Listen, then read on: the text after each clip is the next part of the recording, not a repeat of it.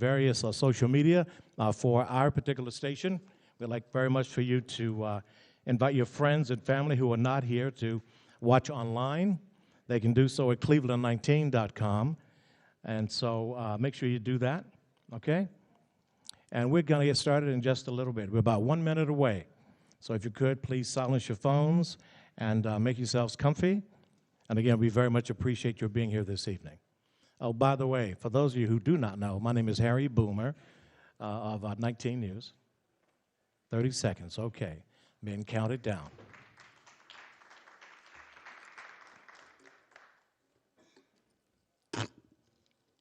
Can't be hitting the mic like that. Okay, thank you.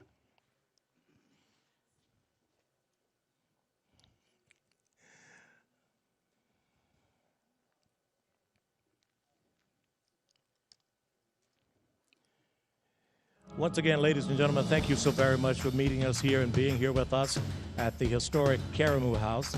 As most all of you know, this is the oldest black theater in America, more than 100 years old. We are pleased that they allowed us to come here, and we are so pleased that we're here at Karamu, the 100-plus-year-old black theater, the oldest in the country. We're pleased to have you here. We're going to see a series of reports that we did at 19 News around the idea of the vestiges of slavery.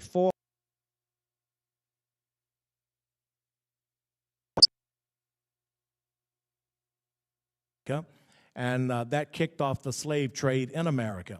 And for 400 years, we have been here toiling in this country, doing various things, building this country. And this is our attempt at saying that this is what we've been through. And at the very end, we're going to talk about what we need to go through to get to where we want to be in terms of the ideal of democracy. Because I think anybody here and everybody here and those watching know that America is not where she needs to be just yet. Okay? Now, with that, let me bring up the president and CEO of this wonderful establishment, Mr. Tony Sias. He's going to welcome you, and then we're going to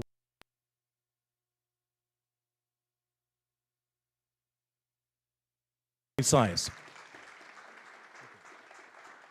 Thank you, Harry. On behalf of the Board of Trustees and the staff at Karamu House, we'd like to welcome you here to America's oldest African-American producing theater in the country, celebrating 104 years. I'm so pleased that a number of our board members are here this afternoon. Our board chair, Sheila Wright, Councilman Blaine Griffin, and Sanford Watson, and Michael Jeans. And who else is here?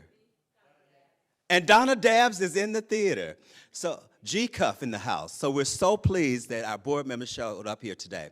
Our mission here at Karamu House is to produce professional theater, provide arts education, and present community programs for all people while honoring the African-American experience. And I'm so glad that Channel 19 chose Karamu House to do today's screening, to celebrate and to have the conversation about equity and inclusion in this country and our historical trajectory here. Without further ado, I'm going to turn it back over to Mr. Boomer. Thank you. Tony, thank you very much. Without ado, we're going to go ahead and get into 400 years, the vestiges of slavery. We want you to think about what you see. At the appropriate moment, we'll talk about what you have seen, and then we'll talk about where we want to go as Clevelanders and as Americans to fulfill that dream of democracy, to be the inclusive nation we all dream that she can and hopefully one day will be.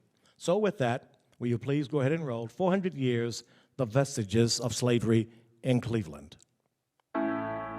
We are still dealing with the vestiges of slavery. We are still dealing with the vestiges of slavery. Even when I am pulled over, I am nervous. Anybody who says to me, I don't see color, I know they're lying. Anybody who says to me, I don't see color, I know they're lying. Still struggling with an issue. I wanted to turn the situation that happened to me a negative one. I wanted to turn the situation that happened to me a negative one into a positive.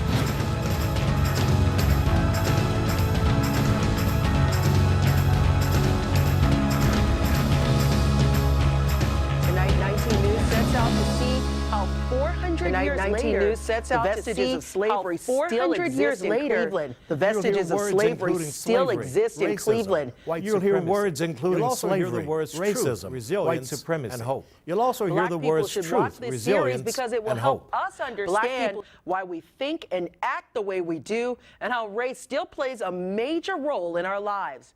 White people should care about this series because it will help you understand your role, even in the 21st century, the way you think about and react to people of color. There have been 400 years of denial, subjugation, segregation, and racism that have impacted America's people of color. This is our attempt to help us all understand and appreciate what was done by whom, to the benefit of whom, and to the detriment of whom.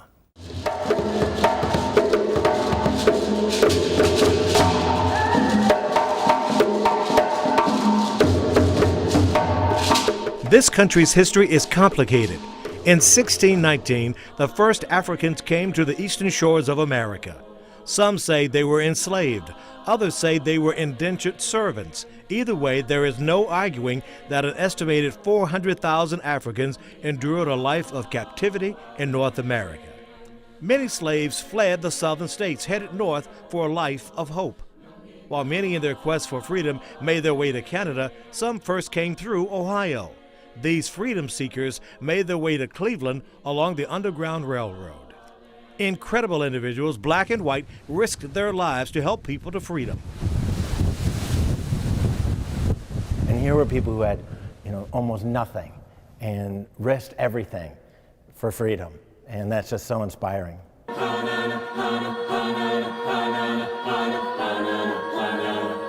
Cleveland Public Theater holds an annual event called Station Hope to celebrate the history and to come together as a community.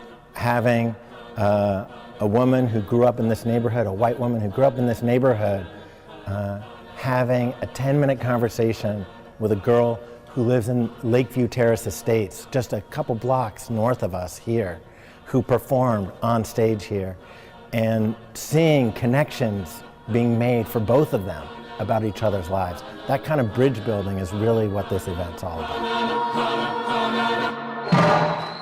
The event is held at St. John's Episcopal Church, or what was known as Station Hope. It is a documented historic Underground Railroad site. Through these doors, we talked with 90-year-old Joan Southgate. This is the original bell. In 2002, Southgate, then 73, walked the path many escaped slaves took to freedom. I found that once I began, the walking was easy. Easy for a little old 73-year-old woman. It was easy. So what was that? Spirit. Spirit. Spirit. Her 519-mile journey started in Ripley, Ohio, and ended in Canada. Historians say these freedom seekers climbed these narrow steps and hid in this bell tower in fear of getting caught and being sent back south to bondage. It was almost as if there was a silence, an overwhelming feeling of connection.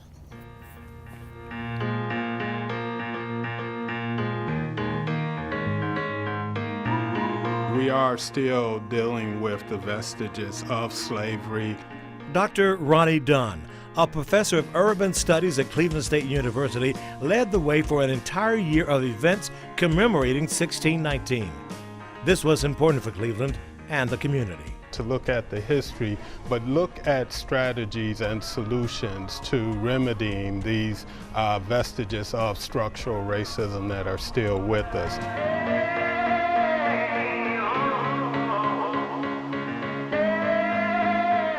Life expectancy, health outcomes, wealth, income, education, incarceration, virtually every measure of well-being, African Americans are at or near the bottom.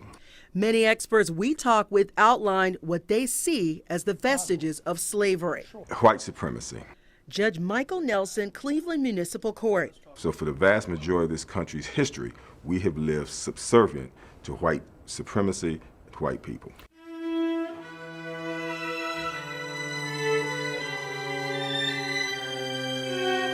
Slavery really resulted in the enrichment of one group and the complete economic disadvantage of another. Reverend Marvin McMickle, former pastor of Antioch Baptist Church in Cleveland. Ownership of property, access to education, which allows for upward mobility, all of these things continue with us to this day.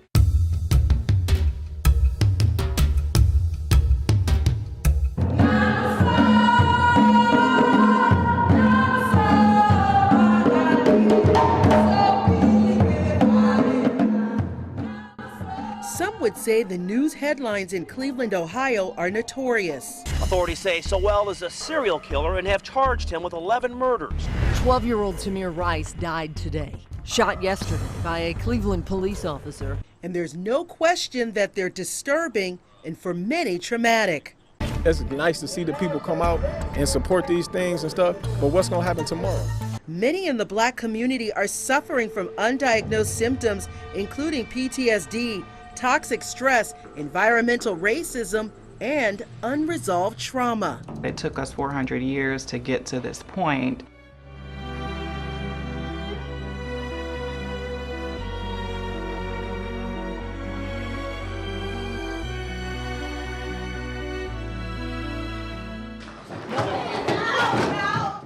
The horror of violence is just something that comes to pass and makes a news cycle and then ends. And for them, it is part of their day-to-day life, the grief, the rage, the hopelessness. Research shows that adverse childhood experiences are a critical public health issue. Things like abuse, neglect, mental illness can have negative and long-lasting effects on the well-being of a child later in life. These teens talk about some of those issues during meetups with Empowering Youth Exploring Justice, EYEJ, their youth council. I was silent about a lot of stuff I was going through. And we don't think about our young people like dealing with stress, you know, with all the different things that go on. The teens told us this space gives them an opportunity to talk about the things on their minds with comfort, including toxic stress, police brutality, social justice, community relations, and what they're going through, and with adults that want to listen. It's definitely healing just to be able to speak your truth to somebody that's not gonna, like you said, like give all these consequences or try to call the police, because those are things that us as kids, like, we're scared. I was molested at 9, so that's not something you could just go tell your teacher. Journalist and activist Bakari Kitwana says many of these issues have to be addressed by the national culture. When you start to normalize stuff like that, you've lost sense of reality. A society becoming so drunk with its own power that it loses sight on taking care of its own people. And I feel like that's where we are. After 12-year-old Tamir Rice was shot and killed by Cleveland police in 2014, Kitwana worked closely with Tamir's mother, Samaria Rice, to keep her son's legacy alive through the Tamir Rice Foundation.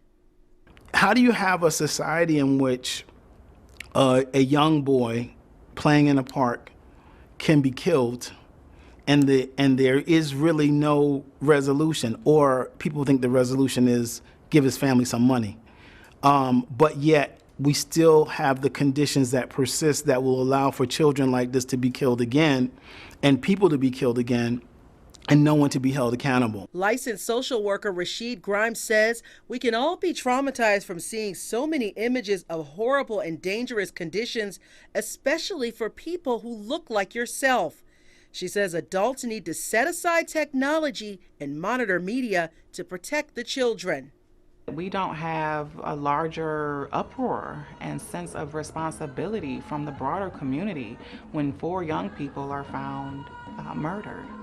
That would, in a different community, raise such a level of engagement from our elected officials and from our national media and other entities who suggest how important you are.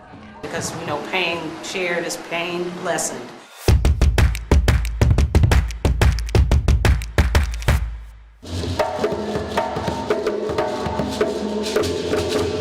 so I got to work with officers on a closer basis, a more, personal basis. And I was like, you guys aren't all bad. Oh my goodness, you're some amazing individuals, and some beautiful people. Sergeant Charmin Leon is the officer in charge of public safety recruitment for Cleveland.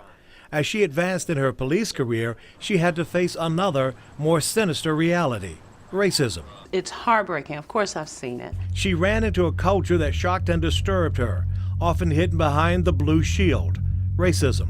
It manifested itself in a way some white police officers treat African Americans. Officers fired 137 shots at 2 unarmed suspects inside a vehicle, killing both of them. She died saying the Lord's Prayer, so we're hoping that, Tanisha's words is still with God. I'm in this fight for justice for Tamir. People need to know, even when I am pulled over, I am nervous. But my heart is still at the same time beating like this. Sergeant Leon knows mistreatment didn't start in modern-day police departments. When we talk about the vestiges of slavery, when we talk about modern-day policing in the United States was born out of slave patrols. As if we had a ball and chain on us, a physical ball and chain that became a mental ball and chain. Cleveland Municipal Court Judge Michael Nelson is the former president of the Cleveland NAACP. He has fought for equal rights as a lawyer and as a civil rights leader for decades.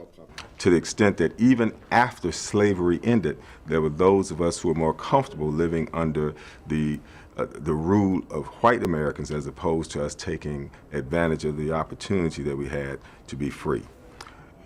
That also exists even to this day when you see people saying, well, look, voting doesn't matter. Nothing's going to change for us.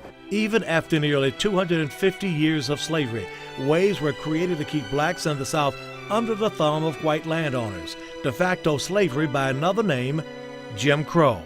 White supremacy. The long-term consequences is that we have a society that is inherently unequal, based on race. The practices of controlling and over-policing blacks may have had their roots in the distant past, but there are present-day effects that threaten America's black and brown. There's the cops with guns pointed at every window in my car. Levite Pierre recalls getting pulled over and the terror he and his friends felt and the emotional and mental scars they still carry because of a life-threatening traffic stop. It's me, Obasi, and like 2 other young black men. One of my friends is just the whole time hands up saying like, please don't shoot me, please don't shoot me. Me, I'm just like in disbelief that I'm looking down the barrel of a gun for the first time in my life. And like, in that instant, I'm just thinking like, my life isn't up to me anymore, They can just like, I can move wrong and die. The threat and fear are real. A Cleveland program empowering youth, exploring justice, brings police and youth together to talk. Like just because they're perceived a certain way on television or perceived like that, we shouldn't be afraid of them. Just like we perceived a certain way on TV, they shouldn't be afraid of us. And 99% of us, we don't want to be perceived as a warrior. Because honestly, at the end of the day, I'm just like you. I could honestly tell you as a law enforcement officer, I wasn't always wearing this uniform. You know what I mean? I was a kid once, and I used to hate police once, too. You know what I mean? I didn't talk to them, So I feel when they come from that way, but it also hurts when I see the fact that at home, they're not changing that either. Because on one hand, we have children, and on the other hand, we have adults. Right. So I believe it's the adults need to take that step first, because there are different consequences. For us, our consequences is our lives. Right. For a lot of police officers, there is no consequence. Because once we understand each other, then we know how to handle situations and come to a solution and how to work together. The U.S. Bureau of Labor Statistics reported in 2014, black males accounted for 34% of the total male prison population. That's 5 times the incarceration rate of whites. There are many factors: poor education, fewer good jobs leading to poverty. You cannot put every problem outside of the control of the black community. White racism does not necessarily cause a father to abandon their children.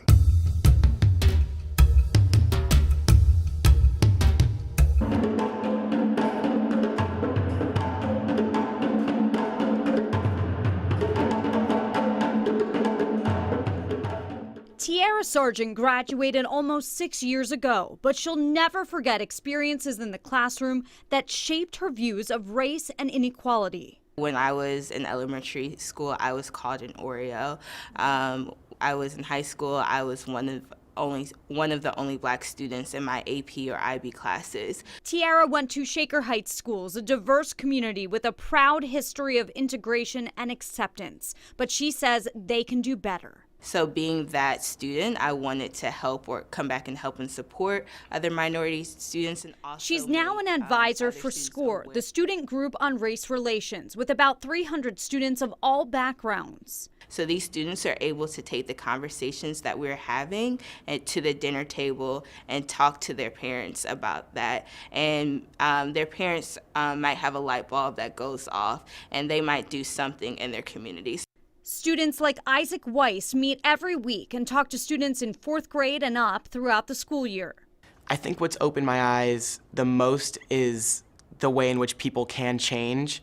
I think there's a stigma that everybody is very solid in their views. The achievement gap and how to overcome it is a focus of their discussion. So I think that when classes become racially segregated, honestly, I think that we lose that key part of diversity, which is the integration. ProPublica found Black and Hispanic students across the country are less likely to be in gifted programs and AP courses than white students. Some students need that extra push to succeed from their teachers, and studies show many aren't getting it. Just 20% of the nearly 4 million public school teachers across the country are teachers of color, compared to 51% of students. Black students make up 15% of the population, but just 7% of teachers. Black principals are more likely to hire and retain Black teachers, but just 10% of public school principals are Black. So why does representation matter? A recent report found teachers of color help close achievement gaps, and they're positively perceived by students of all races. Teachers of color boost test scores, improve graduation rates, and encourage students of color to consider college at higher rates. Tiara says the 5 teachers of color she had at school are still a part of her life today.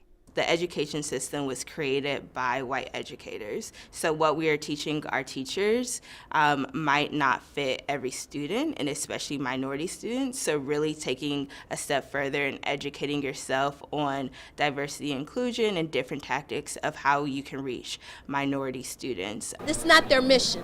This is our mission. This is why we were created. This is why we're still needed today. Cynthia Warwick, president of Stillman College in Alabama, in Ohio, recruiting students, spoke about the importance of historically Black colleges and universities, or HBCUs. We give students the nurturing environment, the small, caring environment. We care whether you learn or not. Tiara experienced this firsthand as a graduate of Hampton University, an HBCU.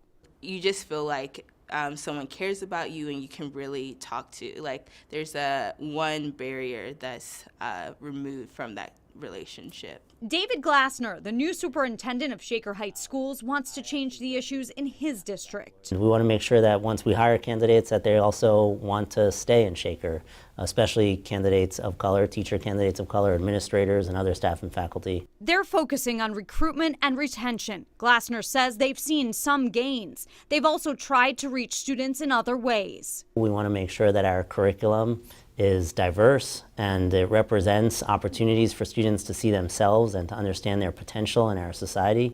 The district's new educational equity policy focuses on Black student excellence. They're hosting community workshops and meetings on race and education, and all teachers are training on racism. We have to bring our community along with this work and with these conversations. It's why engagement of our community is so important. Isaac is graduating this year. He wants to be a teacher who passes on what he learned from SCORE.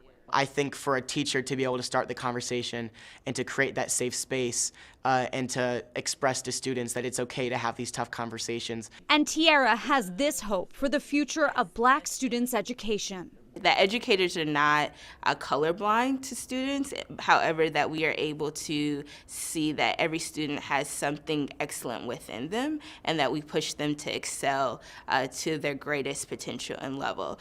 You can learn more about educational equity at Shaker Heights Schools on Cleveland19.com.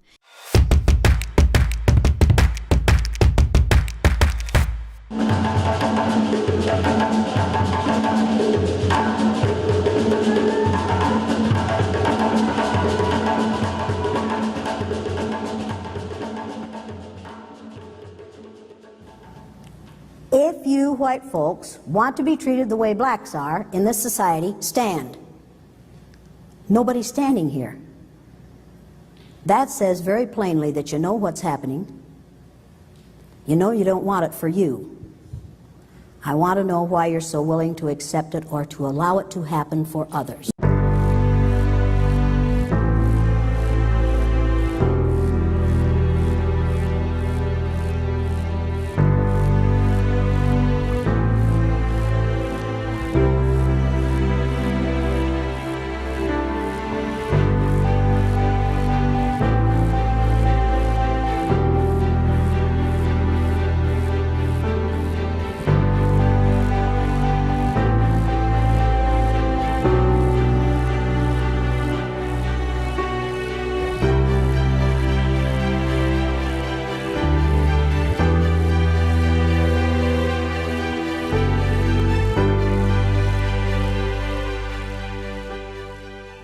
Watch what happens when you do to little white children for a day the same thing that we do to black children for a lifetime.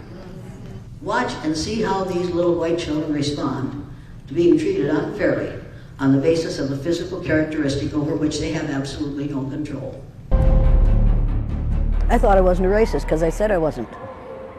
And then I watched my third graders demonstrating all the behaviors and saying the words that they had learned from the significant adults in their environment. We've changed the way a couple of corporations run their business because their people have gone through the blue-eyed, brown-eyed exercise, and they're saying, we're not going to do that. We're not going to allow you to treat certain groups of people unfairly. I've been hit by a white male during the exercise, an adult white male. I've had a knife pulled on me. I've been threatened with death several times. There are lots of different color groups. There are 2,500 different skin colors on the face of the earth. Now, if you have time to make up 2,500 different names for racists, you've got too much time on your hands. You need to do something positive with your life, and the first thing you need to do is realize that there's only one race. It's the human race. God created the human race, one race, the human race. Human beings created racism. But when you say, I don't see color, that's a lie. And I know that anybody who says to me, I don't see color, I know they're lying. They're in the state of denial. Denial is not just a river in Egypt. It's what white people do all the time. White people think that Black Lives Matter, that statement really bothers them because they think it means only Black Lives Matter. You can solve that problem by simply making signs that say Black Lives Matter too. Just add one more word to that sign instead of letting white people criticize you for saying something that they don't understand. Make it impossible for them to say, well, that means only Black Lives Matter. It's probably really scary to think that any person of color has something to learn from me. Every black woman has forgotten more since breakfast than I will ever learn about racism. In the land of the free and the home of the brave, I'm free. Black women are brave. My heroes are black women because they keep on keeping on no matter what we do to them. Education can make the difference. If we really decide to educate, we'll turn this thing around in 2 generations. I don't have a single doubt in my mind about that. And we'd better.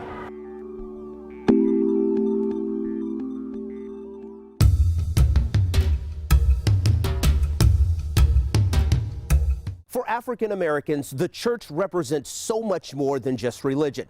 It has been the epicenter of the struggle for generations. Well, recently, we sat down with a group of men and women of faith to see if the church has lost its way with with the community.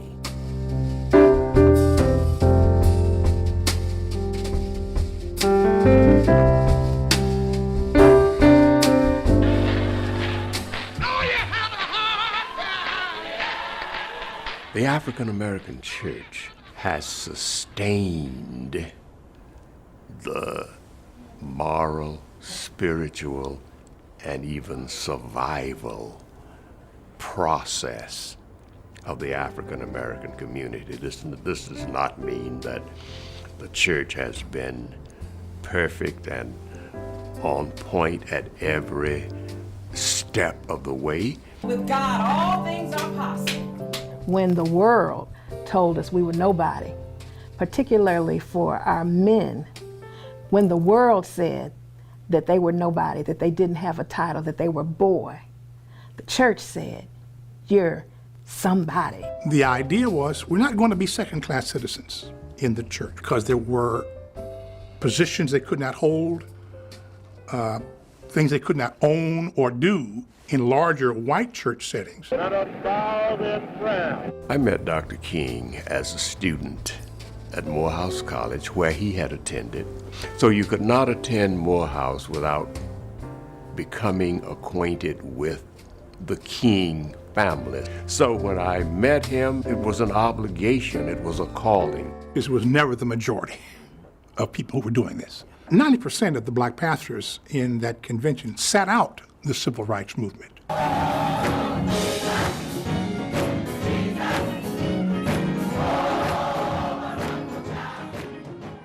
How can we, in any way, not address what is happening in the world if Jesus was addressing what was happening in the world? You don't have to be mega to have mega thinking. If you talk to anybody too long, you start saying his name. You can't go 15 minutes and not mention the name of Jesus. I've never forgotten where I come from. I'm a boy from the projects of Cleveland. There's no way God put me here in the city I was born in not to make a difference. That would be a tragedy. Jesus is real. Bring your families, bring your friends, bring your children. Let's take our community back. Every Sunday is not about social justice, but not to speak about it to mere Rice. God is a God of justice. He's a God of mercy, but he also wants justice for the least of these. When Michael Brown was shot and killed in Ferguson, Missouri, the black church did not respond. Young black people did. Over time, people just find ways to live without you. The Black Lives Matter movement is proof of that. The miracle is what? You ain't let go of your faith yet. Some black churches maybe are more fearful of what are the results of what does it mean to stand up and protest. Some of it is that disconnect from the historical reality of who we started out as. And if we are not a station for liberation, really, we have no vital purpose for our being, our existence. And that's what the church has to be. Not a building, but a community of people who are attempting to move a group of people who survived racism to a group of people who are able to thrive in American democracy. It is critical that church leaders come together in clergy groups, for example, and discuss the issues that are happening in the community. Then to reach out to the community leaders, civic leaders, call them to accountability. Sometimes it's not just about protesting. Sometimes it's about radically loving people that other people don't love. Sometimes it's about revolutionary and radically serving people that other people do not serve. And then other times it is about being radical enough to speak the truth to the powerful and then speak truth for the powerless. I think the answer is the church has got to be a lot more proactive and put something at risk by stepping outside the door.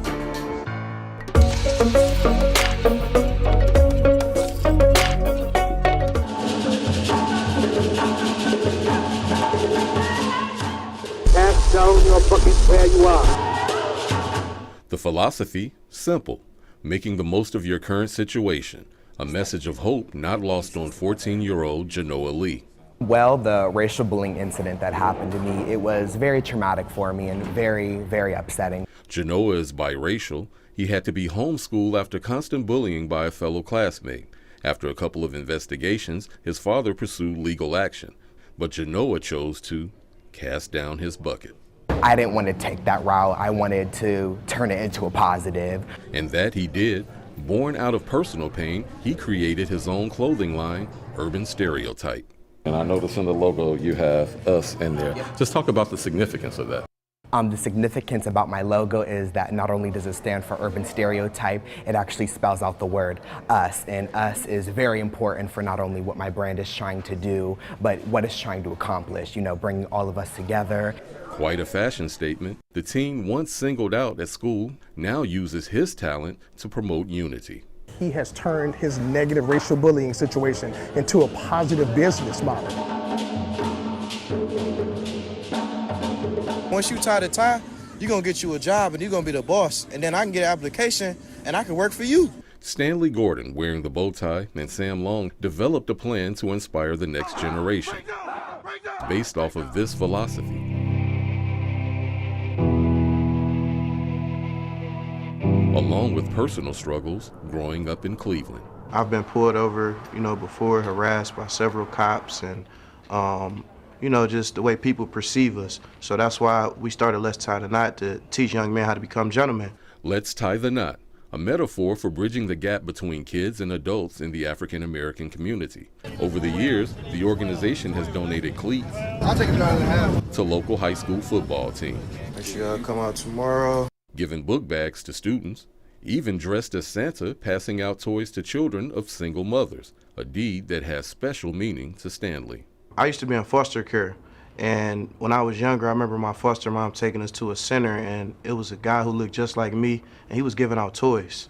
And I remember getting this truck, this little toy truck, and that day I said, you know what, I want to be that guy. Now take this one and fold it over. As for the ties, they've passed out thousands, taught more than 1,500 young men how to tie a knot, a skill that will benefit these boys as they become men. It's our responsibility to give them wisdom, knowledge, understanding, a good solid foundation so when the rains come, they can be prepared to get through the storm.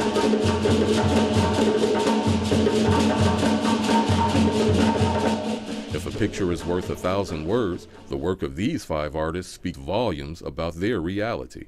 I have a speech impediment, so it was always difficult to explain myself back when I was younger. And music is the only expression I really had. I will always watch my parents, and they will always watch the news, and the news never has anything like positive. It's always a negative, somebody died, another black person got shot. So it's like, for me, creating my artwork is a way to really enjoy living life.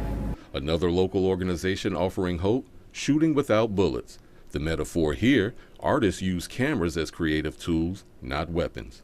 Art really is that vehicle and catalyst for change, and it's just so darn beautiful that even if you don't agree with it, you're simply mesmerized by the fact that a human being created something so complex and gorgeous. Their artwork, in some cases, therapeutic. It was actually in honor of my grandmother who passed away a little over a month ago. I wanted to do something in remembrance of her, so I snapped a bunch of pictures of her already while we had to go down south to even make all those arrangements and stuff, but I was like, I'm gonna take a bunch of pictures and I don't know what I'm gonna do with them, but I just found a way to put it in my work.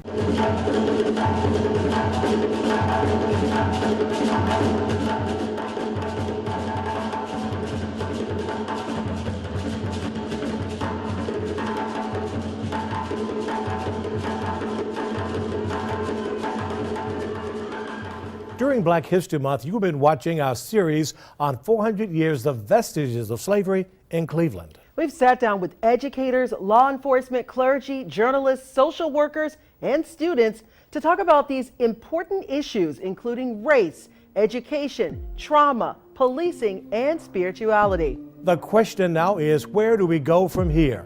Let's hear about our hopes for the future. What's my hope?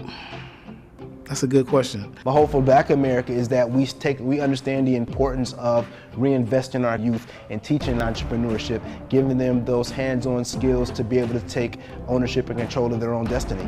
My hope is that Black America will experience peace, a sense of hope and optimism, and also a place where we can safely express identities.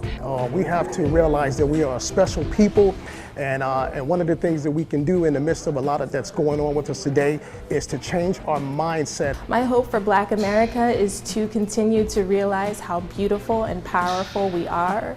My hope for Black America is that we recognize who we are, and we let the mental shackles of slavery off of us, and we strive for economic independence.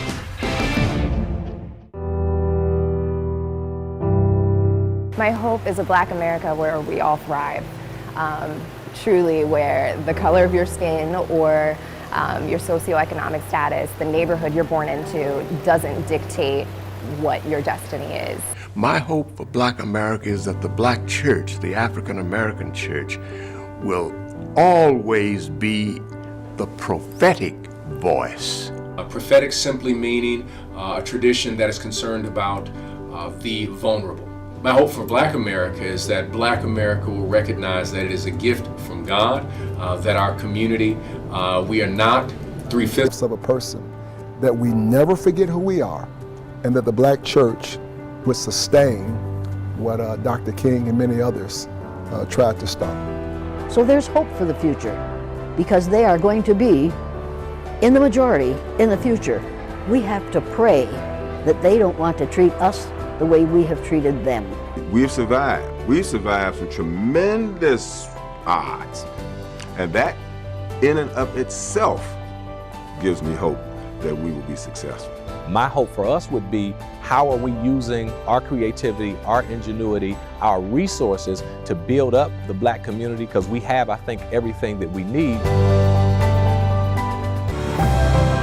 My hope is that our young people can have lives in which they can dream, and that roadblocks won't be put in their way. I'm excited because I see future Student Government Association presidents. I see presidents of colleges and universities. I see me. It's about legacy.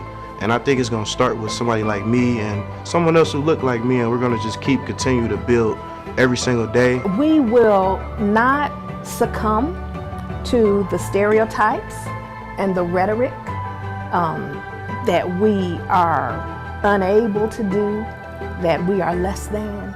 If we just change our mindset and learn to love ourselves for who we are and get that in our mind, that is going to take us far. My hope for Black America is that we will engage our children in education for liberation, and not just education for the perpetuation of the status quo. That, in short, though inadequate, is my hope. Bringing the gifts that my ancestors gave. I am the hope and the dream of the slave, and so I rise, I rise, I rise.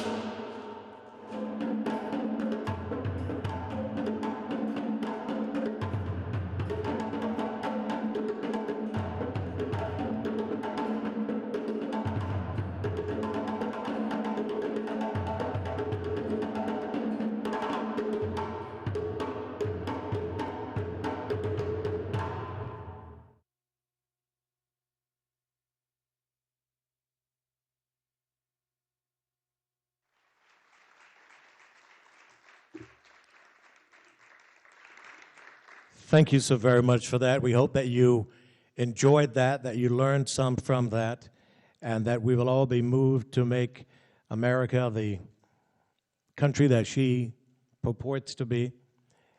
We look back at the history, and we look forward to the future. You notice we had lots and lots of young people involved in this production.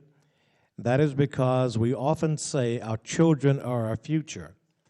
If that is real, then we have to treat them like that today so that tomorrow they can take their lead. I'm going to ask, if you will, the panelists to come on up. And as we do that, I'm going to just give a few more instructions, just repeat some of what we've already talked about. We're going to have Maurice Philpott go at the very end, if you will. Maya Moore will be next.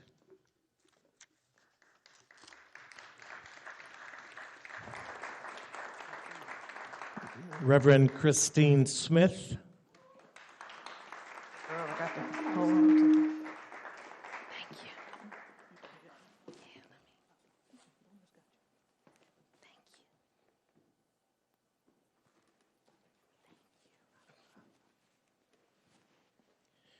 And then Avery Friedman.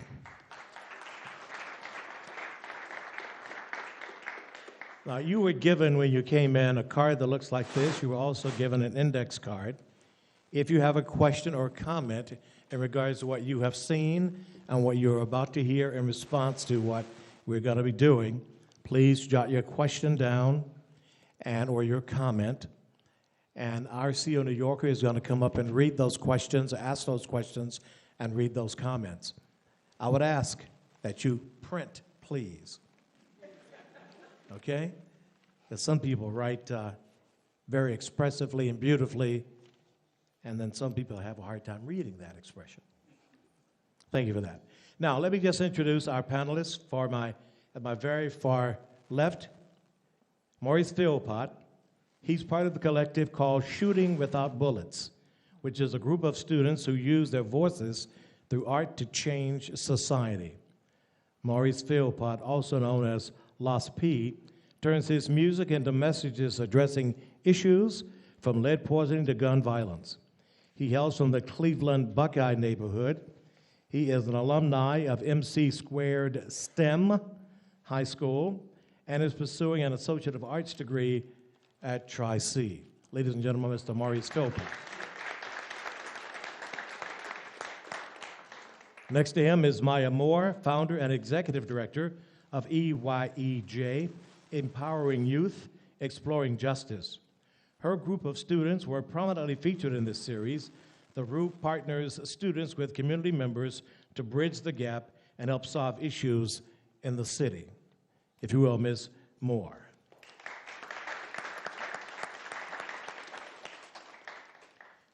Next to her is Reverend Christine Smith, is the pastor of the Restoration Ministries of Greater Cleveland in Euclid, Ohio. She's founder of Women Together in Ministry of Greater Cleveland. She's also an author, Beyond the Stained Glass Ceiling, Equipping and Encouraging Female Pastors, Reverend Christine Smith. Up next, Avery Friedman. The Wall Street Journal calls Avery Friedman a walking reference source on civil rights law.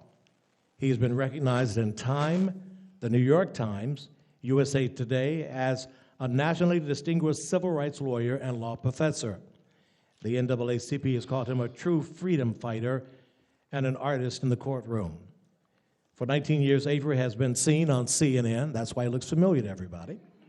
A weekly legal analyst every Saturday, bringing perspective on the nation's hottest legal cases and matters to over 3 million viewers each week. Mr. Friedman has lectured on federal civil rights law at nearly 36 major law schools, including Stanford, Duke, UC Berkeley, Michigan, North Carolina, Tulane, and the University of Texas. He has appeared by invitation as an expert on civil rights and constitutional rights by both the U.S. Senate and the House of Representatives subcommittees. He recently completed teaching a memorial federal civil rights law course at Cleveland State University. Ladies and gentlemen, Mr. Avery Friedman.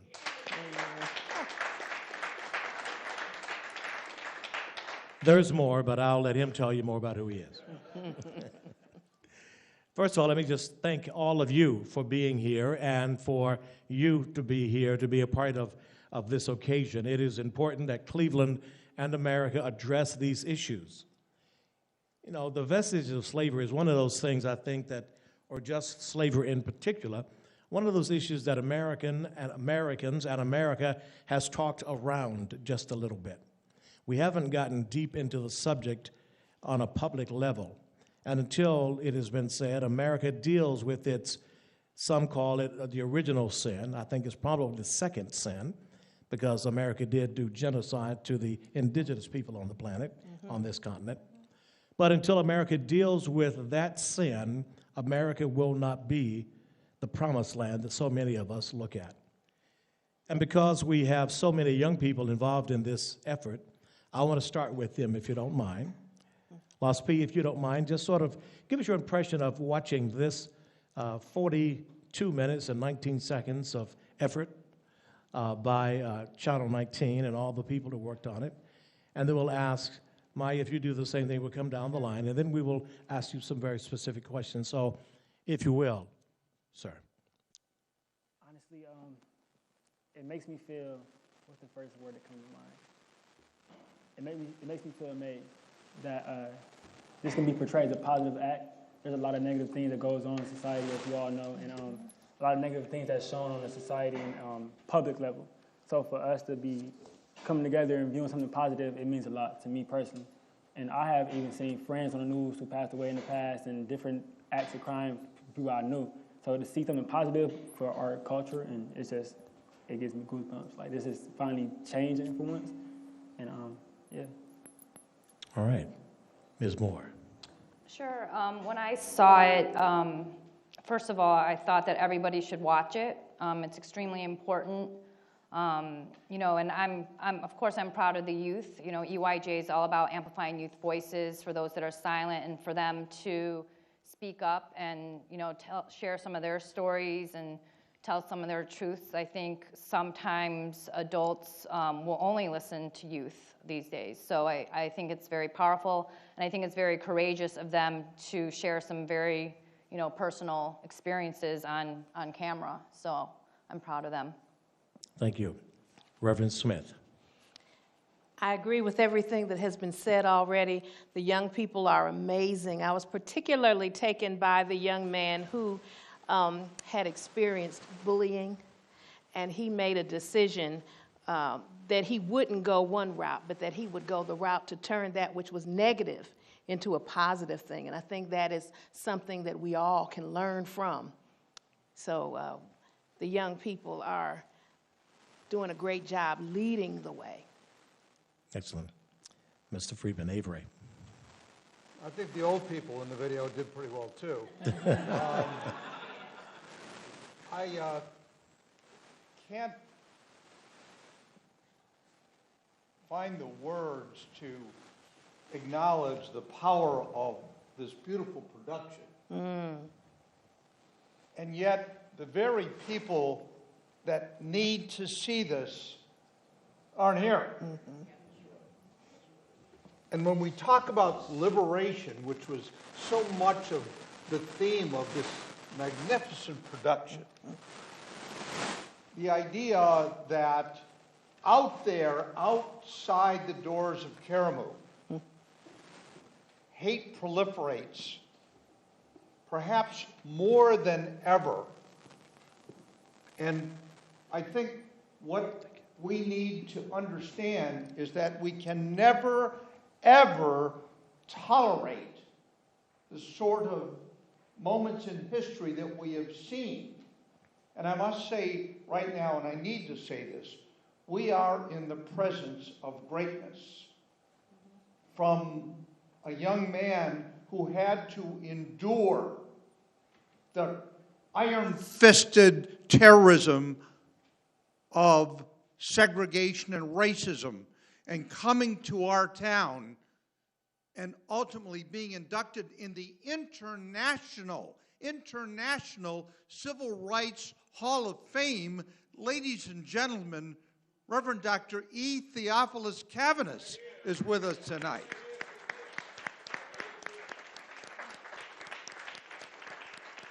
Dr. Cavanis is a walking encyclopedia, and many of those who have suffered here are likewise.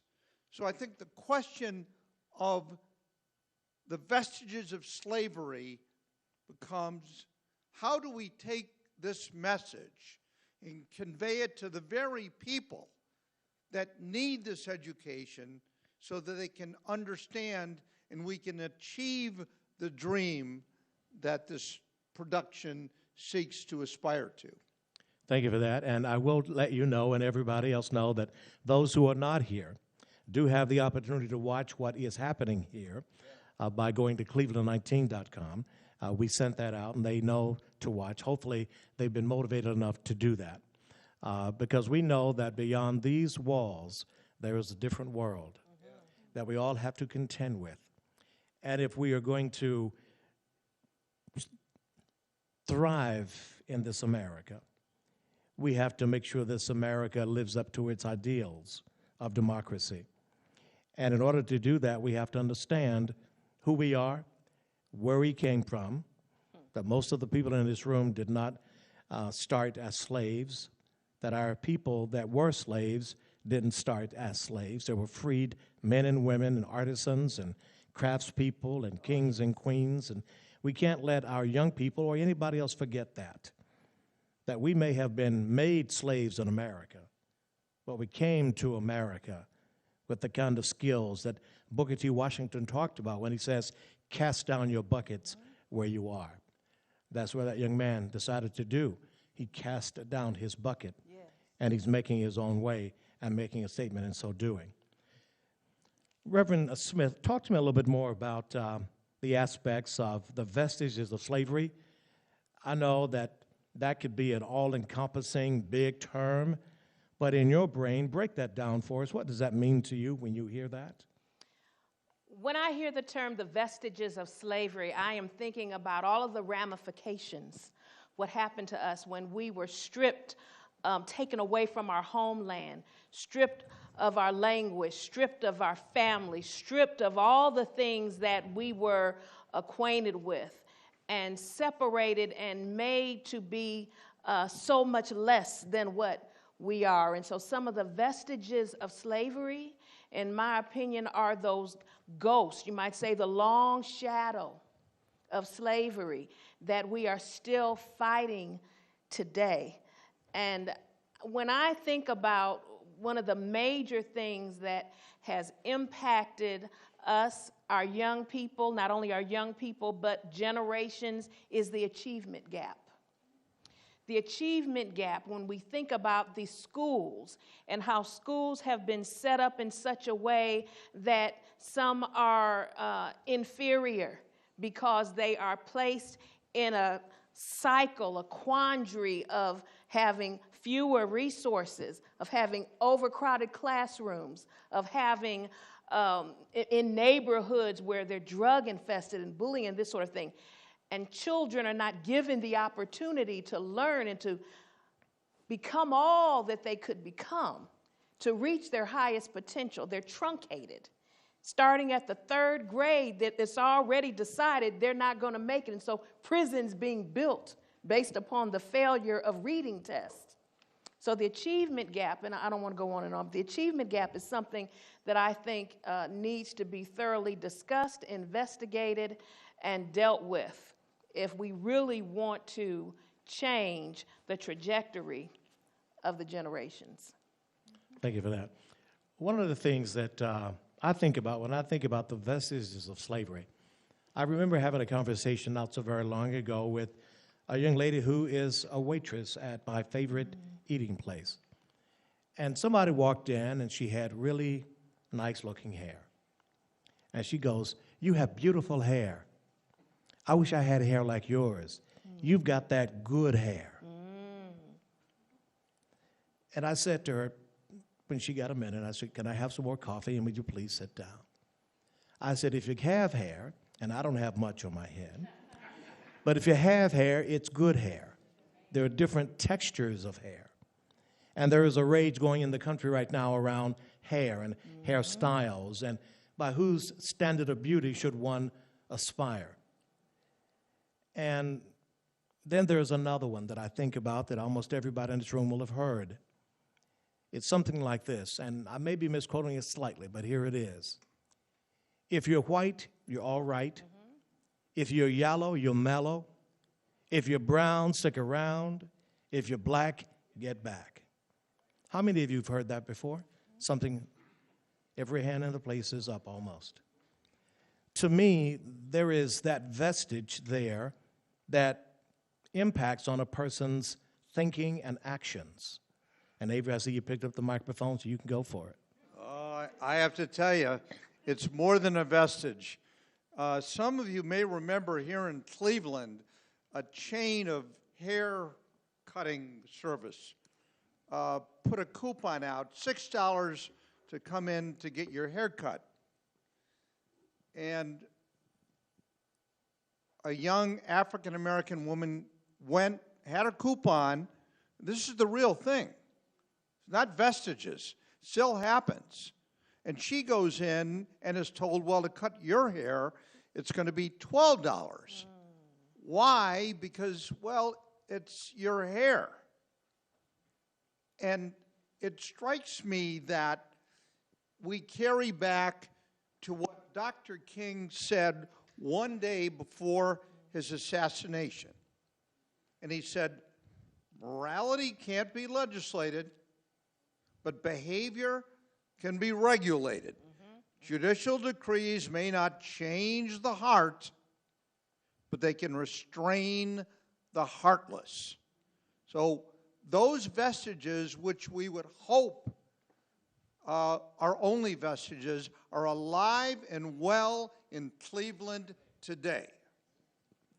Cleveland is among the 5 most segregated cities in America in 2020. That's the reality. Las P, let me go back to you.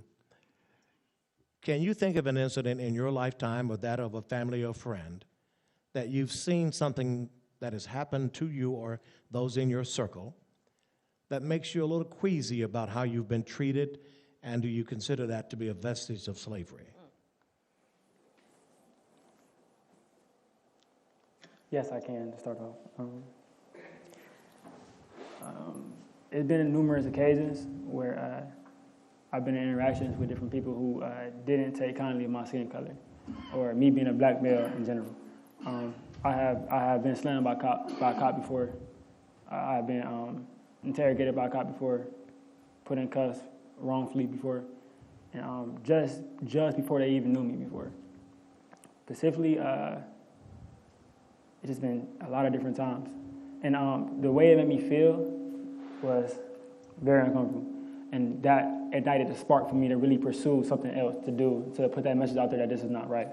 At first I did get very, very furious and upset and mad and angry.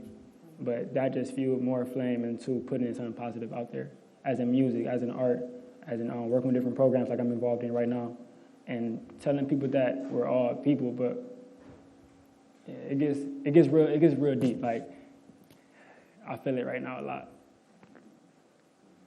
It started off really like being a black male in this society is scary. It's scary, sir. It's scary. Being this young right now is scary because any day you got friends who's dying right next to you.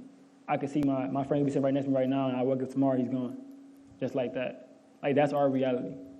That's what we go through every day. And knowing that we came from slavery, we came from them challenges. And now we're going through a whole different set of challenges. And it's modern day slavery. And we're still in chains still. And we're trying to get out of it. Like, I think what you're talking about, in one sense, is something that is front and center in the news right now, and that is about stop and frisk. That is right now on the national political stage, and the kind of trauma that has caused and is causing. You mentioned that you could have a friend sitting right next to you today, and tomorrow morning he or she could be gone. Most likely it would be a he who would be gone. But keep in mind, that is not always at the hands of the police. Oftentimes, yes, but not always. I say that black people kill more black people than anybody else, and white people kill white people more than anybody else, because crime is a proximity thing. It is who's closest to you, whether emotionally or physically. So we have to understand and take on that responsibility of also understanding that we bear some responsibility in what we do and don't do, and the threats that we cause to each other. But there are also those long-term kinds of things that sort of wash down the hillside, as you will, of history that impacts on how you think about you and how other people think about you as well. Yeah. Ms. Moore, your thoughts? Well, there's a lot. Well, first of all, I mean, we one of our core programs is our discussion series where we discuss different topics that are relevant to everyday kids' lives. And I can tell you, to your point, you know, these 7th, 8th graders, especially some in the male classrooms, really believe that they will be dead by age 20. And that's real. And even last month, I was in with a group of 6th grade girls, and I didn't bring anything up about this, and we were talking about police-youth relationships, and the girls themselves asked about Tamir Rice. And why did they do that? So it's very real. But back to what you said earlier, something that is very important is to speak up and to discuss. And I love how you pulled the waitress over to the side and you sat down and you spent the time to educate, because what I see a lot of times in society in Cleveland, because yes, it is very divided and segregated, is that we jump to conclusions. Just today, I have, and EYJ is very, very good at diversity. And in my office today, I had one girl who's Caucasian, doesn't hang around black people at all. I have another girl who is, you know, pro-black, you know, fights for social justice. But so many times I see them jump to assumptions without talking to each other. Let's have this discussion. Let's talk it out. And I think that's somewhat of a lost art in a way. So I think discussion is very, very important because it allows for education. And even in police-youth relationships, you know, we bring the police in and there's so much miscommunication, right? These kids are automatically assuming a certain thing about the cops. The cops are already assuming something about the kids. And every single time I hear it's miscommunication. When if they would have just talked it out, or if the police officer would have just not talked in that, you know, direct, you know, yelling voice, if he would have just said, hey, you know what, I asked you to go onto the sidewalk because I didn't want you to get run over, the kid would understand. Kids are reasonable if you just talk to them. If they would have just talked it out, it would solve so much. So, Reverend Smith, your thoughts? So interesting today, just at the barber shop, we were watching the movie Just Mercy as we're getting our hair cut. And outside of the window, outside of the door, a young African-American male had a tire to blow out. So he was sitting on the side of the road in front of the barber shop, waiting for help with the tire. The police pulled up, and we don't know if he called or someone called, and we're thinking that possibly to get help. But instead of them asking the young man, you know, is there something wrong? Can we help you? They started surveilling the car, walking around the car. They talking to him. We can't hear what's going on, but we're seeing it. Next thing we know, they're telling him to get out of the car. They are frisking him. They're opening up his trunk. They're looking in his back seat. Obviously, nothing was wrong because they didn't take him away. He was able to get in touch with his family, and then he was able to leave. And everyone in the barbershop said, we're wondering if this were a young white man or a young white woman, if they simply would have called the tow truck. But instead, it appears that they were assuming that he was up to no good. And he's sitting on the side of the road with a tire blown out. This is an example of what we face, a vestige of slavery, something that this fear that you could literally be in need of help, and because of the color of your skin, because you're a man in particular, African-American man, it is assumed that you have some drugs, or you're up to no good, or you're trying to do something that is illegal. So it was an interesting juxtaposition watching Just Mercy, and for those of you who know that movie about a person falsely accused, and then this happening right outside of the barbershop. It's sort of like watching a TV movie with the sound turned down. Yes. There's an old saying that I've heard that says, what you do is speaking so loudly I can't hear a word you're saying. That's right. If you turn down the sound and just watch, that's what you guys did. Yes. You just watched. And there was something inside of you that said, this isn't right. And Avery, being a civil rights attorney, can probably tell you, and I don't play one on TV, so was what happened then legal? Well, we don't know. I mean, we don't know, but one thing we do know is Cleveland will be under a federal consent decree because of the failure of local government to train law enforcement. The idea that Cleveland will spend ultimately hundreds of millions of dollars because some people that are still employed and working at City Hall failed to train law enforcement from not beating up innocent people, from not being exposed to professional policing. And so we have this. So let me just say this very quickly. I hear things that most of you will never hear. And you know what that phrase is? What do these people want? You're not going to hear that. I hear it. I know the dirty word for black in more different languages. I could teach Berlitz. And it still goes on. What do these people want? Well, you know what? That question was answered. And it was answered here in Cleveland at Central High School, a young man who said, I'll tell you what black people want. Black people want what so proudly we hail at the twilight's last gleaming. We want my country 'tis of thee, sweet land of liberty. We want everything we ever heard about in all the 4th of July speeches ever made. That was Langston Hughes. Yes, ma'am.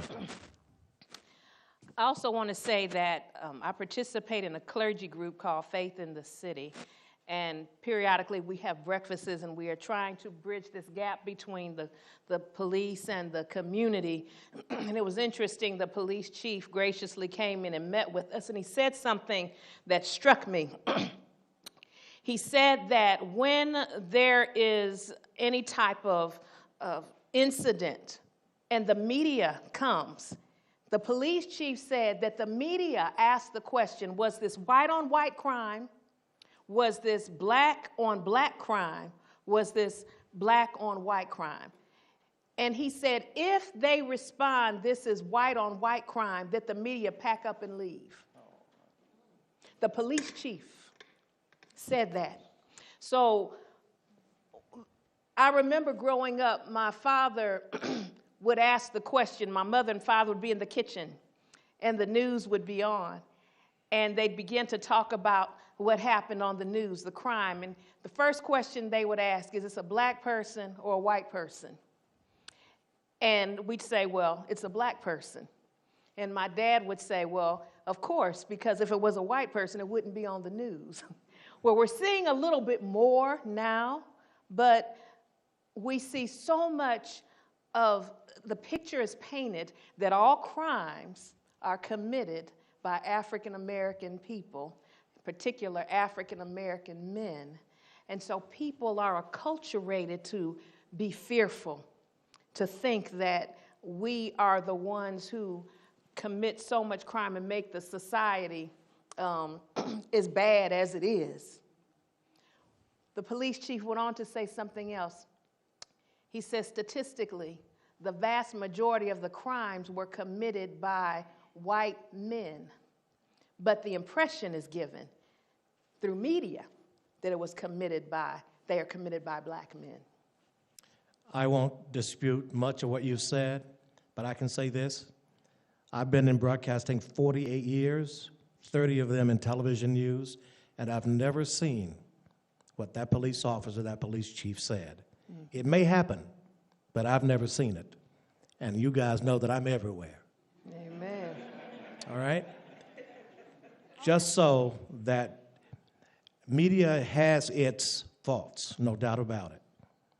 We can misguide, miseducate, but I have never in my lifetime, as an African American male, who what you see on TV is what I want you to see, and hopefully I do it well enough that you see the truth. I've never had that experience. I'm not saying it doesn't happen, but I've never seen it. Ms. Moore, you had a comment? I was just going to add on to that. Last year we had this evaluation done from Kent State University for our discussion series because the number one issue that our kids wanted to see change in their environment was violence. And I said, okay, violence is way too broad because violence can mean many things. And so they collected a bunch of data, and it was, and we saw every kind of violence, kids laid it out, but 55% of the youth learned about violence from media. So my point is like, what are we teaching our youth? And then we sit there and we blame them, right? Yeah, I often say that they cannot know what we did not teach. Mm-hmm. And oftentimes, what we show them is what they will be. Mm-hmm. The old adage, if I can see it, I can be it. If you show me a good example, I can be a good example. Mm-hmm. Show me a bad example, right. I will do that too. We have to understand that everything we say and do impacts on those around us. We know about all the little experiments that have taken place, the black doll, the white doll, that whole thing. Yep. Still relevant in 2020. Why? And my being in media, I'm not gonna, hopefully I won't come off as too defensive. But you have something called a remote control. When I see something or somebody I don't like, you know what I do? Click, I turn away. I see something that represents me well, you know what I do? I turn up the volume. You have the control as to what your children see and don't see. We cannot abdicate our responsibility as parents to be parents and to take away this, what I call this, go away, you bother me piece of technology. I worked all day that I can afford to pay $1,000 so you can go play your little games on your smartphone. Now, please go away. I've been working all day and I'm tired. They don't need this. They need you. Understand, yes, we all have a responsibility. But ultimately, it is your responsibility first as a parent and those who impact on our young people to teach them what we want them to know. Reverend, you know this better than I. The Bible says, train up a child in the way that he should go, that when he is older, he will not depart from it. I just would like to say, imagery is a very powerful thing. And while it appears to me that there is greater effort in today's time to show a balance of who's committing crimes, I dare say that for many years, the imagery that is portrayed is that African American males in particular are aggressive, are violent, and are committing crimes at a rate that supersedes any other race. It was not true, but that was the image that was portrayed because it continues the narrative. This is why we must keep these people oppressed. What was it that was said about Tamir Rice, a 12-year-old who was shot within 2 seconds of the police arriving? He was big for his age. Yes. Did he die because he was big for his age? That's the question that has to be asked. It also has to be answered honestly. Avery, I see you have the mic again. Go for it. Avery, thoughts? I'm listening to what's being said, and what came to mind on the issue of Vestiges and some of the other narratives here was there was a young man here in Cleveland who had not only a law degree but a divinity degree. And he responds to an advertisement for a home to rent in a white area of greater Cleveland. And it's a duplex. The fellow shows up, he's African American, who called and made the appointment. Landlord says, well, that's fine, come on out right now, I can see you. He goes out there, and the landlord looks at him and he says, I can't rent to you. And the guy who's got a divinity degree and a law degree says, why not? And you know what the guy says, the white landlord says to him? He says, I can't do that. I have a 16-year-old daughter. What on earth, what kind of reasoning is that? It still happens today. And while I'm very appreciative of the imperative of talking to people and clarifying misunderstandings and, you know, the portrayal of what goes on and the perversion of what that is based on race, there are so many institutionally committed areas that achieve supremacy that they need to be attacked.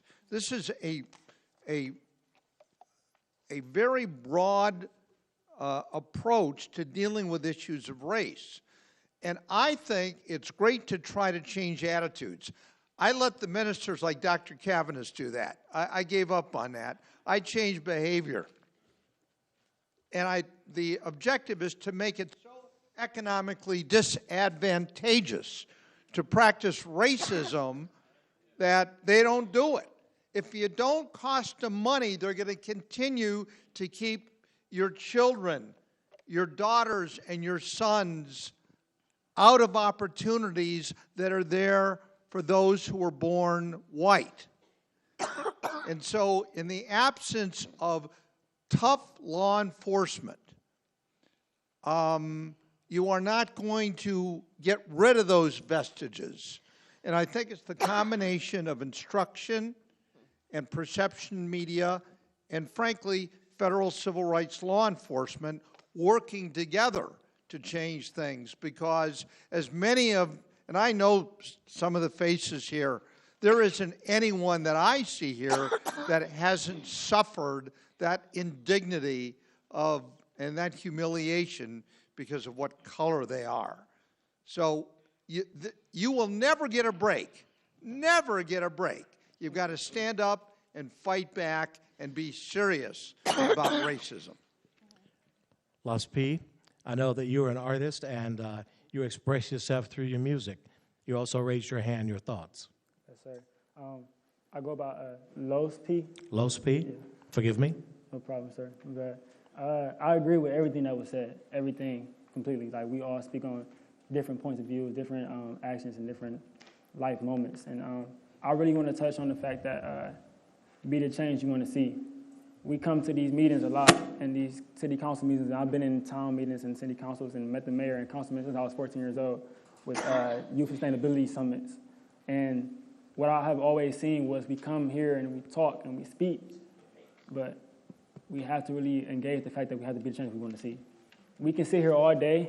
We can sit here all day, guys, and we can sit here all day, women. We can sit here and just speak so much and say what we need to do, but if we're not being an example of that, what are we doing? So I really want to just get that message out there that we have to be the change we want to see. If you see something happening, if you see a wrongful act, feel free to speak on it. Feel free to engage. Feel free to ask that person who was bullied. If you were a student out there watching this, feel free to ask that student who was bullied, like, what's going on? How are you doing? I don't want my brother going to school and fearing to go to school because somebody's messing with him. I want him to be able to enjoy himself. And that can go a broad different directions with curriculums and laws and agreements, but at the end of the day, we've got to be the change we want to see. That's the first step of any of this, changing. Thank you, sir. I had mentioned earlier that we will be collecting questions on the index cards. If you have a question or a comment, to my right, Ms. Sia New Yorker is collecting. To my left, Ms. Tiffany Tucker is collecting. If you would like to write down your questions or comments real quickly, and then we will pose those to the panel or read your comments. And thank you very much for that. We have about 15 minutes that we have to do all of this in, so we're trying to make that happen. They're coming down with the cards now. And again, we appreciate the fact that you're here and that you're taking the time to do this. Okay, here we go. Can I raise a question while we're gathering? Indeed. Dr. King is especially prominent and for good cause in this production. Does anybody have any idea how old Dr. King was when he was assassinated? 39 years old. 39 years old. And it tells you that for the period of time that he preached, even up to the point where he received the Nobel Peace Prize, what extraordinary work young black people can achieve. He isn't some person who didn't live. He had a wife and children and suffered so much throughout the latter part of his life. And if anything, what this beautiful production does is tell us that the next Dr. King may very well be here tonight. The next leader to stand up against injustice may be here tonight. And so I just wanted to share that while the image of Dr. King may be very different than what it really was, look what was accomplished by an individual who was still in his 30s.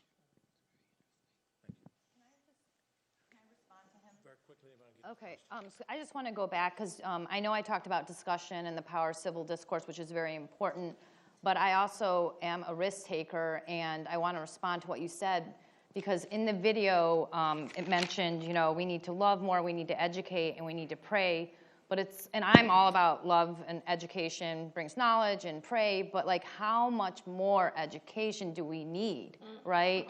And I think what I want to say that's very exciting is that I see a lot of change happening. You know, for example, my church it's diverse, but it's predominantly Caucasian, but they're talking about criminal justice reform. And I see what's happening in Shaker, which is all exciting. But you know, I work with a lot of different people, diverse in age, color, everything, 695 volunteers, and I can say it doesn't matter the color. I think in Cleveland we are all too comfortable. That's my personal opinion. And we need to speak up. We need to step up to the plate. We need to change policy. So. Thank you. So I'm going to just get to we have so many wonderful questions that we're reading right now, and it's very legible, so I thank you for that because my eyes are going bad. I'm Tiffany Tucker. I'm one of the anchors at the station. I want to acknowledge also my co-anchor, Chris Tanaka, who's here, who has to go back to work. And then, Sia, you want to introduce yourself real quick? Miss Sia, New Yorker. Okay, so I'm going to get to this one. I think this is really interesting. It says, a Cleveland Fire Department just announced a new cadet class of 40 white males, no persons of color, black, brown, no women. How does that happen today in Cleveland? How does the city reverse this trend? I don't know who wrote this, but I'm glad that you mentioned this. I don't know who wants to answer that. Is that an Avery question? Answer? Yeah. I represent Vanguard. Okay. That's the question I'm asking the city right now. So inevitably, again, we're going to follow Dr. King's view and see if we can regulate behavior. But the answer is obvious. It would be impossible to have a class like that without sexism, without racism, without a real sickness going on in that particular department. Was I clear enough on that? Or? You were always very clear. Thank you, Avery. Okay, we're going to get to the next question. Thank you all for being here tonight. What are the plans going forward to help guide the youth of Cleveland in the right and positive direction? Sure. All right. Wait, we're going to give you the microphone. He has one on. Oh, is it off? He has a. Oh, but you can't hear him very well. Okay. We couldn't hear him very well. Check. Can you hear me? Y'all can hear me out there? Better. All right, that's good. That's good. What's the plans moving forward? Yes. Is the question? Well, personally, what I feel like the plans of what I'm going to do is continue putting this message out that we need to act, that we need to speak up, that we need to be an example. The plans for us in general as a community of people, society of people, is that we need to act forward, move forward, and realize that there are no challenges that we can't jump over. There is no age limit that we can acknowledge that there's no point of moving forward. We can always move forward. We can always jump over any challenge that comes in front of us. We can do anything that we need to do to get in front of us, in front of everything else that's going on around us, and really acknowledge that we are the change that we want to see. I really want to push that fact that we have to speak up a lot of these things that's going on. I've been pulled over before, and the car has been searched, and I didn't know my rights, that the car has not need to be searched, if that makes sense. So we need to know our rights, we need to know what's going on, need to know what goes on around us, and need to know that we need to speak up. Thank you for that. I want to share this card. I enjoy the messages of this production, and I think the world should see it. We want to thank you for that comment, let alone. I enjoy the group. I think it was the tie the knot. As a single mom raising a young boy without a father or an uncle or a mentor influence, it is extremely challenging, she goes on to say. My question is, what can we do as a community to get more black male leadership in our school systems? Most are run by women that do not relate or understand our boys.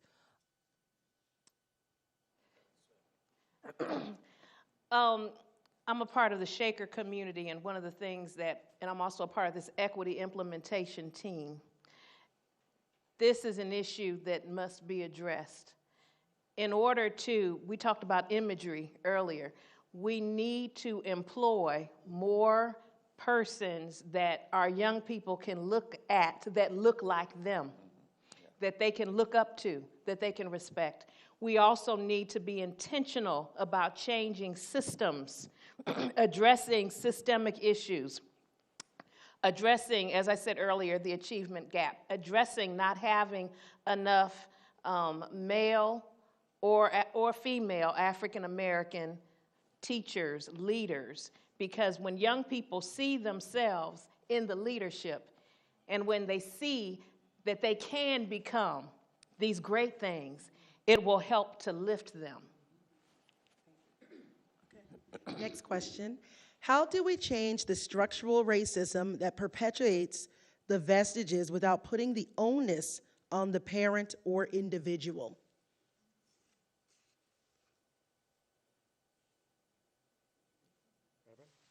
Well, I don't think that you can just there's a responsibility all around. You can't just put it all on the system, and you can't just put it all on the parent. There has to be a coming together.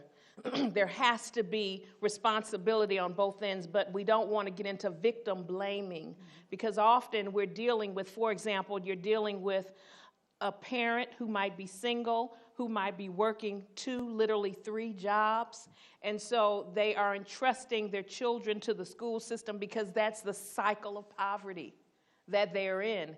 And so what can we do then to help parents who are allowing the phone to raise them, who are allowing the Xbox to raise them, because they're beat down and tired because they can't earn a living wage? All of these things are ramifications. All of these things are helping to create quagmires and cycles that are difficult for people to emerge from. So we have to look at each of these sectors and figure out what can we do as a society to help people earn a living wage so that they're not working 2 and 3 jobs. What can we do in the educational system to make sure children are well fed and there are opportunities before school and after school until parents get off of work to help support them? What can we do to create opportunities for more persons of color to be involved in terms of the educational system, to be teachers and principals and superintendents, to create images for young people to see that they can aspire to? Thank you.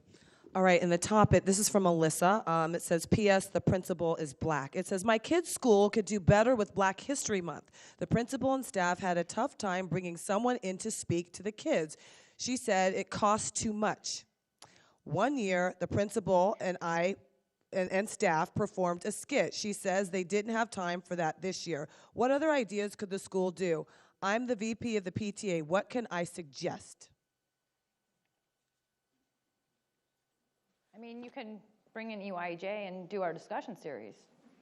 That's what a lot of schools do. I mean, we serve 1,500 youth doing it. So that's just an option to help teach this. You can as well, check. Can I answer? Yeah, you can as well bring in nonprofit organizations who provide assistance to the youth, like Shoot 'em Out Bullets, different programs in the city who reach out to youth and give them something to do during outside of school times. Let them know there's opportunities and things for them to do outside of school. And that's FREE free, so you shouldn't have to pay for that. Yes. How can you get police to speak up against corrupt police when it could cost them their job or worse, their life?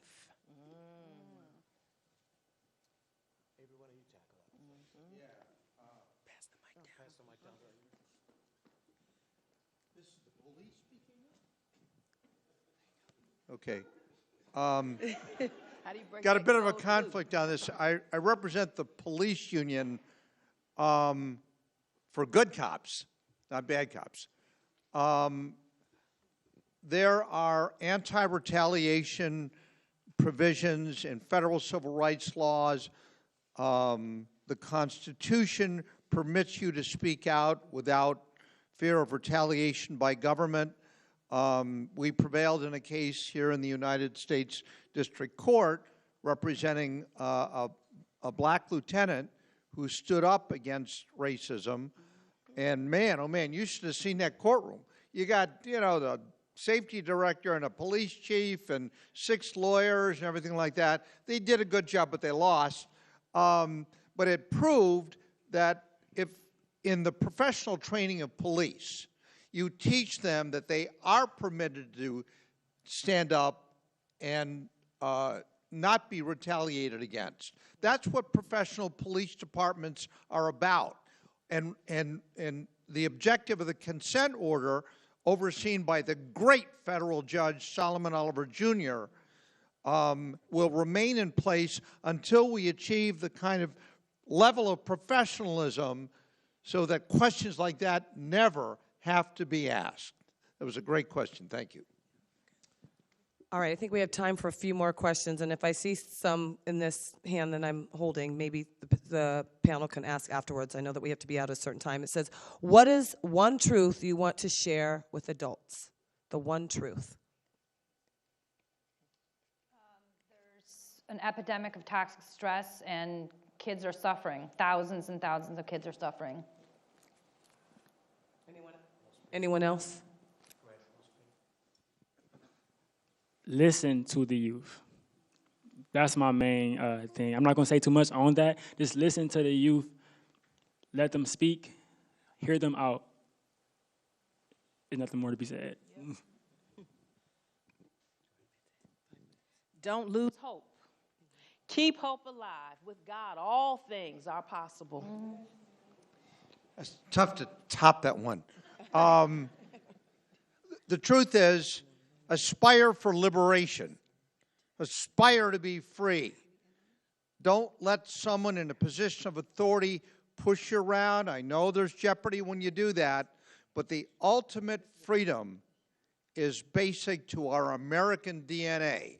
And if we don't stand up and we don't speak out, the Constitution is not self-executing. Fight for liberation every day of your life. Thank you very much. Tiffany Tucker, CEO New Yorker, thank you very much. Carrie Boomer, thank you very much. And thank you very much for your questions. We have maybe 3.5, 4 minutes total. If I may ask you to give us just your 30-second thought you want to leave with this audience. Los P, we'll start with you, and then we'll work our way down. I get it in my head, man. I'm sorry. All right. Yeah, so my name is Los P. You can find me at LOSPOST 216 and on all platforms. But what I want to leave with you guys is that always keep going no matter what. Don't let any challenge stop you. Do not let anything else stop you. Do not let anybody stop you. No matter how old you are, you have a dream, you can chase it. Always be yourself, promote yourself, and just keep going no matter what, because we face many challenges out here. And as a people with skin, if you're not color of skin, just be yourself and keep going. Just keep going. Please keep going. Don't ever stop. Thank you, Los P.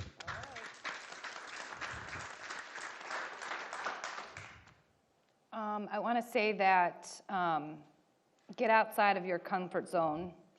6.5 years ago, I never thought I would be doing this work. I never thought I'd be working with youth or start a nonprofit or have to do with social justice. And, I've served 1,500 youth to this date. So anything is possible. I think also when I say get out of your comfort zone, talk to people that you're not normally used to talking to about whatever, race, if you have questions about police, whatever the case is. But don't stay within your circle. Go outside of it. Thank you. Reverend, we have about 2 minutes total, so if you give us a very short prescription, I appreciate it. He has shown thee, O man, what is good, and what doth the Lord require of thee, but to do justly, to love mercy, and to walk humbly with God. I wanted to use Micah at the end, by the way, and you took that away from me. Let me tell you something. For the bigots out there, I am to them like the moon is to a werewolf. The bottom line is you need more than a handful of people to stand up and fight back against the bad guys. If something inside of you says, I'm not going to take that anymore, go to law school. Thank you very much. Ladies, thank you very much. And thank you very much. In conclusion, I just want to say how much we appreciate all of those who participated in this series, 400 Years, the Vestiges of Slavery.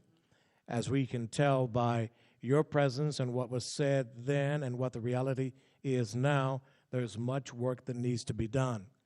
And that falls on each of us.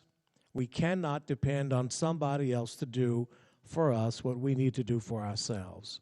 Whatever the obstacles are, Congressman John Lewis used to say, get in trouble. But he said, get in good trouble. He also said, never stop, never give up, never quit. Dr. King told us about his dream. when he says, I have a dream. He also said we must hew out of the mountain of despair a stone of hope. Jesse Jackson says, I am somebody. That's right. I am somebody. James Brown said, say it loud. Yeah. I'm black and I'm proud.